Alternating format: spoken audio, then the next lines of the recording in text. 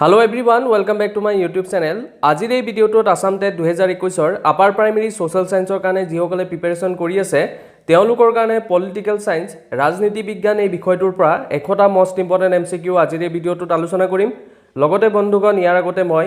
Social সায়েন্সৰ ওপৰত আৰু কেইবাটা ভিডিঅ' প্ৰস্তুত কৰিছো আপোনালোকে যদি সেই ভিডিঅ' মু চোৱা নাই তেন্তে ডেসক্ৰিপচনত লিংক আছে আপোনালোকে প্লেলিষ্টত গৈ সেই ভিডিঅ' মু চাব পাৰিব আজিৰ এই ভিডিঅ'টো ভাল পালে লাইক কৰিব শেয়াৰ কৰিব আৰু যদি চেনেলটো সাবস্ক্ৰাইব কৰা নাই সাবস্ক্ৰাইব কৰি দিব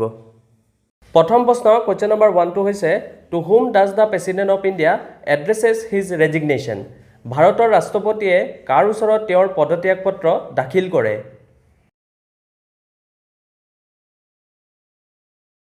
এই প্ৰশ্নটো শুদ্ধ উত্তৰটো হ'ব option B vice president of India ভাৰতৰ উপৰাষ্ট্ৰপতি পিছৰ প্ৰশ্ন কোৱেশ্চন নম্বৰ 2 টো হৈছে when were the fundamental duties incorporated in the constitution সংবিধানত মৌলিক কৰ্তব্য কেতিয়া অন্তৰ্ভুক্ত কৰা হৈছিল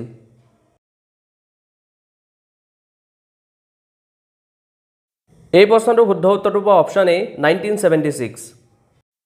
পিছৰ প্ৰশ্ন কোৱেশ্চন নম্বৰ 3 টো হৈছে under which article of Indian constitution provision for fundamental duties has been made by the 42nd constitutional amendment act ভাৰতীয় সংবিধানৰ কোনটো অনুচ্ছেদৰ অধীনত 42তম সংবিধান সংশোধনী আইন দ্বাৰা মৌলিক কৰ্তব্যৰ ব্যৱস্থা কৰা হৈছিল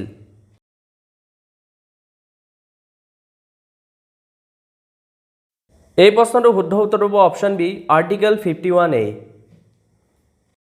পিছৰ প্ৰশ্ন কোৱেশ্চন নম্বৰ 4 টো হৈছে the fundamental duties are mentioned in which of the following part of the constitution of India ভাৰতৰ সংবিধানৰ তলৰ কোনটো অধ্যায়ত মৌলিক কৰ্তব্য উল্লেখ কৰা হৈছে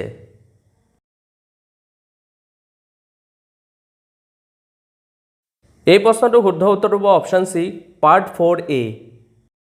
পিছৰ প্ৰশ্ন কোৱেশ্চন নম্বৰ 5 টো হৈছে how many fundamental duties are there in the Indian constitution ভাৰতীয় সংবিধানত কিমানটা মৌলিক কৰ্তব্য আছে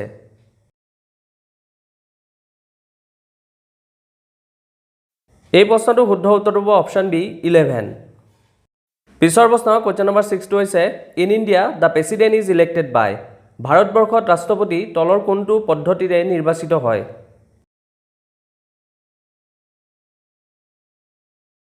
এই প্ৰশ্নটো শুদ্ধ উত্তৰ হ'ব option B single transferable vote system পিছৰ প্ৰশ্ন কোৱেশ্চন নম্বৰ 7 টো হৈছে how is the president elected in India ভাৰতবৰ্ষত ৰাষ্ট্ৰপতি কিদৰে নিৰ্বাচিত হয়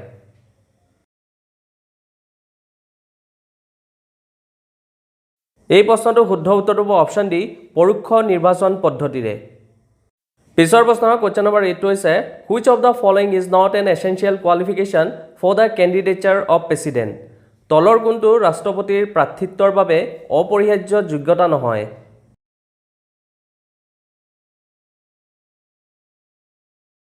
এই প্ৰশ্নটো শুদ্ধ উত্তৰ হ'ব অপচন বি এডুকেটেড পিছৰ প্ৰশ্ন কোৱেশ্চন নম্বৰ 9 টো হৈছে which of the following president was appeared before Supreme Court when Supreme Court was hearing election dispute of the president তলৰ কোনজন ৰাষ্ট্ৰপতি উচ্চতম ন্যায়ালয়ত হাজিৰ হৈছিল যেতিয়া উচ্চতম ন্যায়ালয়ে ৰাষ্ট্ৰপতি নিৰ্বাচনৰ বিবাদৰ শুনানি কৰিছিল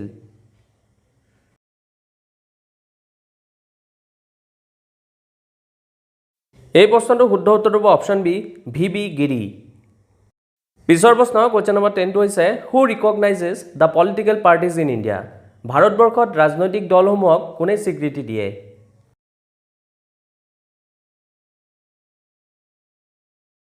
এই প্ৰশ্নটো শুদ্ধ উত্তৰ হ'ব option B election commission of India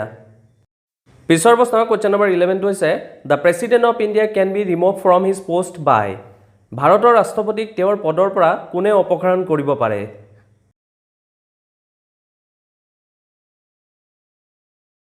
এই প্ৰশ্নটো শুদ্ধ উত্তৰ হ'ব অপচন ডি পাৰ্লামেণ্ট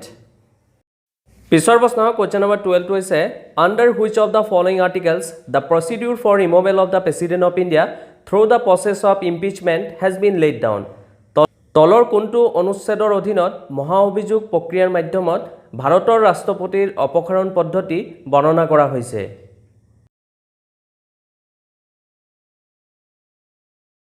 এই প্ৰশ্নটো শুদ্ধ উত্তৰ হ'ব অপচন বি আৰ্টিকেল 61 পিছৰ প্ৰশ্ন কোৱেশ্চন নম্বৰ 13 টো হৈছে the president of India can be removed from office even before the expiry of the term কাৰ্যকাল শেষ হোৱাৰ পূৰ্বে ভাৰতৰ ৰাষ্ট্ৰপতিক পদৰ পৰা তলৰ কোনটো মাধ্যমেৰে অপসাৰিত কৰা যায়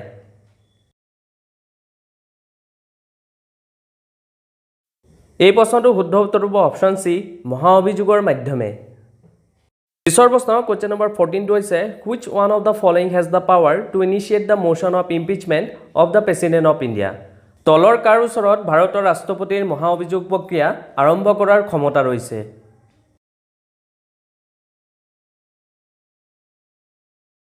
এই প্ৰশ্নটো শুদ্ধ উত্তৰ হ'ব অপশ্যন এ সংসদৰ উভয় সদনৰ পিছৰ প্ৰশ্ন কোৱেশ্চন নম্বৰ 15 টো হৈছে the vacant post of the president is to be filled within ৰাষ্ট্ৰপতিৰ খালী পদটি কিমান দিনৰ ভিতৰত পূৰ কৰিব লাগে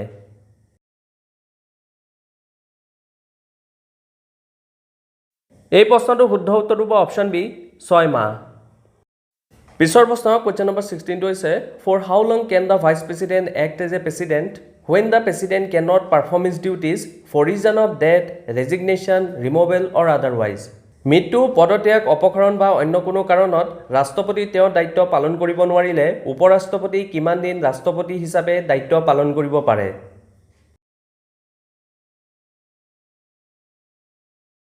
এই প্ৰশ্নটো শুদ্ধ উত্তৰ হ'ব অপশ্যন ডি 6 মাহ পিছৰ প্ৰশ্ন কোৱেশ্চন নম্বৰ 17 টো হৈছে in case the post of president of India falls vacant and there is not vice president also who among the following would be the acting president যদি ভাৰতৰ ৰাষ্ট্ৰপতিৰ পদ শূন্য হয় এবং সেই সময়ত উপৰাষ্ট্ৰপতিও নাথাকে তেনে ক্ষেত্ৰত তলৰ কোনজন ভাৰপ্ৰাপ্ত ৰাষ্ট্ৰপতি হিচাপে দায়িত্ব গ্ৰহণ কৰিব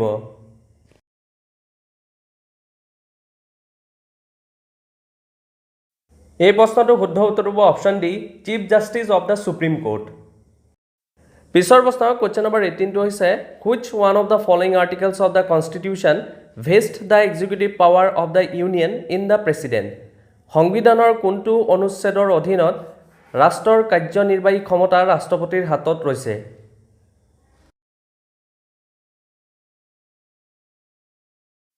এই প্ৰশ্নটো শুদ্ধ উত্তৰ হ'ব অপশ্যন সি আৰ্টিকেল 53 পিছৰ প্ৰশ্ন কোৱেশ্চন নম্বৰ 19 টো হৈছে the president can dissolve Lok Sabha on ৰাষ্ট্ৰপতিয়ে তলৰ কাৰ পৰামৰ্শত লোকসভা ভংগ কৰিব পাৰে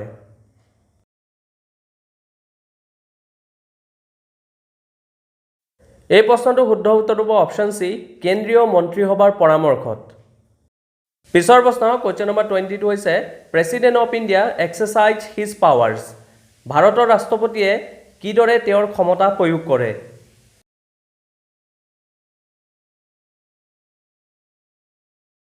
এই প্ৰশ্নটো শুদ্ধ উত্তৰ হ'ব অপশ্যন এ তেওঁ নিজে নাইবা তেওঁৰ তলতীয়া কৰ্মচাৰীৰ দ্বাৰা পিছৰ প্ৰশ্ন কোৱেশ্চন নম্বৰ 21 টো হৈছে the joint sitting of Lok Sabha and Rajya Sabha under article 108 is summoned by অনুচ্ছেদ 108 অধীনত লোকসভা আৰু ৰাজ্যসভাৰ যৌথ অধিৱেশন কোনে অনুষ্ঠিত কৰিব পাৰে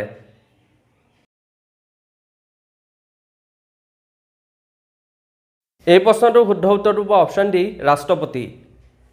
পিছৰ প্ৰশ্ন কোৱেশ্চন নম্বৰ 22 টো হৈছে who among the following is appointed by the president তলৰ কোনজনক ৰাষ্ট্ৰপতিয়ে নিযুক্তি দিয়ে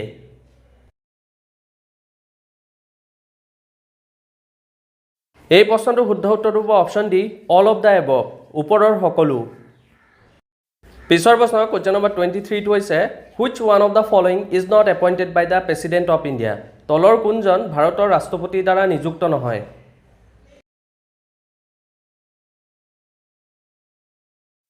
এই প্ৰশ্নটো শুদ্ধ উত্তৰ হ'ব অপশ্যন এ উপৰাষ্ট্ৰপতি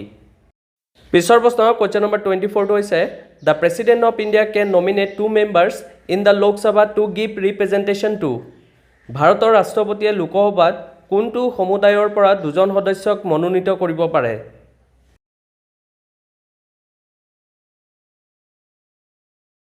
এই প্ৰশ্নটো শুদ্ধ উত্তৰ হ'ব অপশ্যন বি এংলো ইণ্ডিয়ান পিছৰ প্ৰশ্ন কোৱেশ্চন নম্বৰ 25 টো হৈছে how many times the president of India seek re-election to his post ভাৰতৰ ৰাষ্ট্ৰপতি কিমান বাৰ তেওঁৰ পদত পুনৰ নিৰ্বাচনত অৱতীৰ্ণ হ'ব পাৰে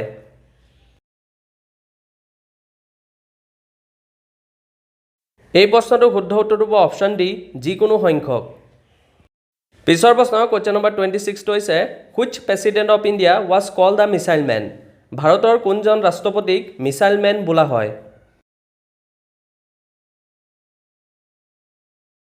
এই প্ৰশ্নটোৰ শুদ্ধ উত্তৰটো হ'ব option B doctor APJ Abdul Kalam. পিছৰ প্ৰশ্ন কুৱেশ্যন নম্বৰ 27 হৈছে who of the following chief justice of India acted as the president of India also'. ভাৰতৰ নিম্নলিখিত মুখ্য ন্যায়াধীশসকলৰ মাজত কোনজন ভাৰতৰ ৰাষ্ট্ৰপতি হিচাপেও কৰ্মৰত আছিল?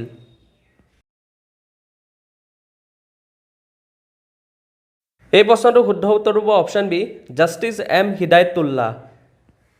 পিছৰ প্ৰশ্ন কুৱেশ্যন নম্বৰ 28 হৈছে which president of India completed 2 successive terms. ভাৰতৰ কোনজন ৰাষ্ট্ৰপতি একেলেঠাৰি 2টি কাৰ্যকাল সম্পূৰ্ণ কৰিছে? এই প্ৰশ্নটোৰ শুদ্ধ উত্তৰটো হ'ব option B doctor Rajendra Prasad. পিছৰ প্ৰশ্ন কুৱেশ্যন নম্বৰ 29 হৈছে ৰাষ্ট্ৰপতি ভৱন ৱাজ ডিজাইন বাই। ৰাষ্ট্ৰপতি ভৱন কোনে ডিজাইন কৰিছিল?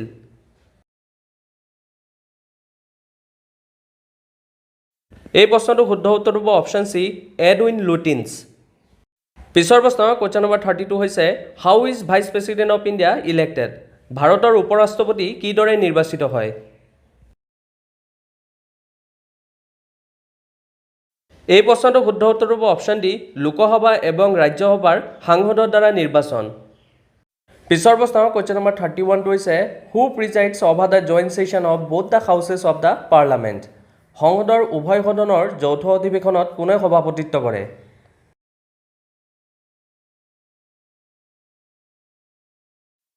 এই প্ৰশ্নটোৰ শুদ্ধ উত্তৰটো হ'ব অপশ্যন এ লোকসভাৰ অধ্যক্ষ।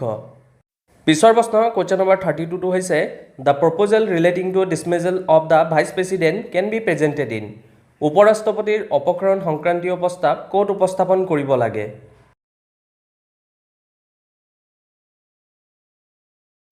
এই প্ৰশ্নটোৰ শুদ্ধ উত্তৰটো হ'ব অপশ্যন বি ৰাজ্যসভা।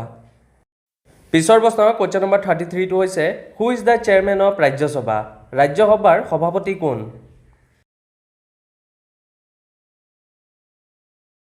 এই প্ৰশ্নটোৰ শুদ্ধ উত্তৰটো হ'ব অপশ্যন বি উপ ৰাষ্ট্ৰপতি। পিছৰ প্ৰশ্ন কুৱেশ্যন নম্বৰ 34 হৈছে article 78 of the constitution of India lays down the duties of the. ভাৰতৰ সংবিধানৰ অনুচ্ছেদ 78ত কাৰ দায়িত্ব পালনৰ কথা উল্লেখ আছে?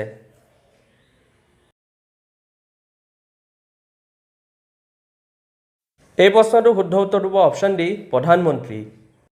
পিছৰ প্ৰশ্ন কুৱেশ্যন নম্বৰ 35 হৈছে what is the minimum age requirement to become the prime minister of India. ভাৰতৰ প্ৰধানমন্ত্ৰী হোৱাৰ বাবে ন্যূনতম বয়স কিমান হ'ব লাগে?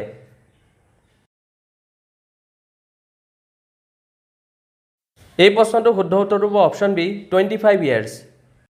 পিছৰ প্ৰশ্ন কুৱেশ্যন নম্বৰ 36 হৈছে the tenure of controller and auditor general of India is. ভাৰতৰ মুখ্য হিচাপ পৰীক্ষকৰ কাৰ্যকাল কিমান? এই প্ৰশ্নটোৰ শুদ্ধ উত্তৰটো হ'ব অপশ্যন চি 6 ইয়াৰ্ছ।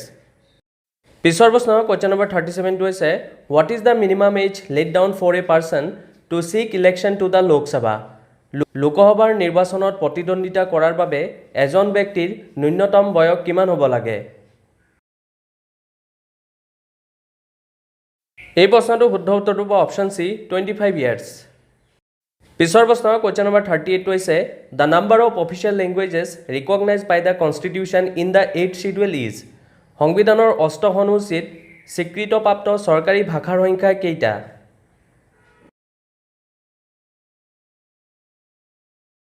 এই প্ৰশ্নটোৰ শুদ্ধ উত্তৰটো হ'ব অপশ্যন ডি 22। পিছৰ প্ৰশ্ন কুৱেশ্যন নম্বৰ 39 হৈছে the strength of the Lok Sabha was increase from 525 to 545 through which amendment. কোনটো সংশোধনীৰ দ্বাৰা লোকসভাৰ সদস্যৰ সংখ্যা 525ৰ পৰা 545 কৰা হৈছিল?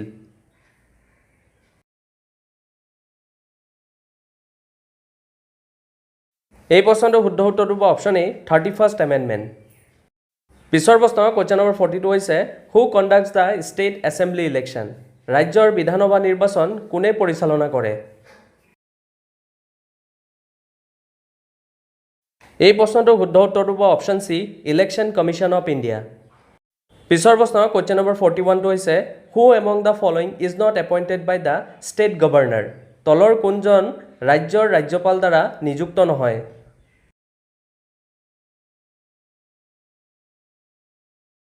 এই প্ৰশ্নটোৰ শুদ্ধ উত্তৰটো হ'ব অপশ্যন চি উচ্চ ন্যায়ালয়ৰ ন্যায়াধীশ।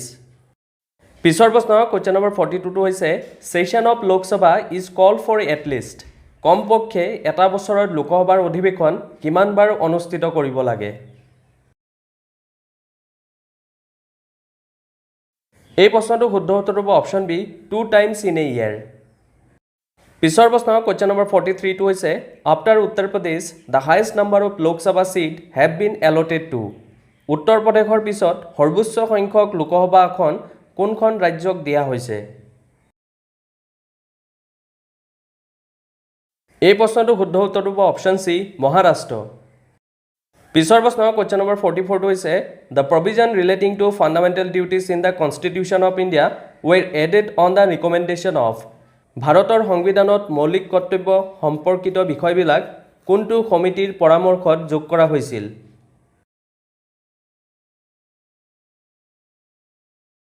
এই প্ৰশ্নটো শুদ্ধ উত্তৰ হ'ব অপচন সি চৰণ সিং কমিটি পিছৰ প্ৰশ্ন কোৱেশ্চন নম্বৰ 45 টো হৈছে who is the leader of the Lok Sabha লোকসভাৰ প্ৰধান নেতা কোন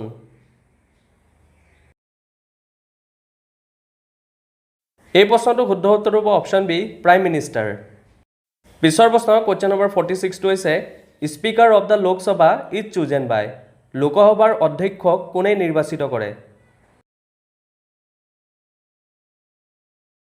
এই প্ৰশ্নটো শুদ্ধ উত্তৰ হ'ব option C all members of Lok Sabha পিছৰ প্ৰশ্ন কোৱেশ্চন নম্বৰ 47 টো হৈছে the speaker of the Lok Sabha addresses his letter of resignation to the লোকসভাৰ অধ্যক্ষই তেওঁৰ পদত্যাগ পত্ৰত কাক সম্বোধন কৰে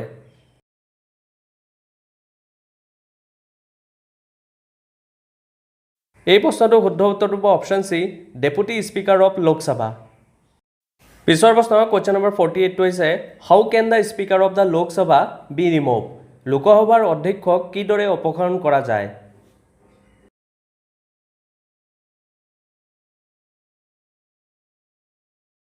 এই প্ৰশ্নটো শুদ্ধ উত্তৰ হ'ব অপচন বি লোকসভাৰ এটি প্ৰস্তাৱৰ দ্বাৰা যিটো প্ৰস্তাৱ সংসদৰ সকলো সদস্যৰ সংখ্যাগৰিষ্ঠৰে গৃহীত হয় পিছৰ প্ৰশ্ন কোৱেশ্চন নম্বৰ 49 টো হৈছে who was the first speaker of Lok Sabha লোকসভাৰ প্ৰথম অধ্যক্ষ কোন আছিল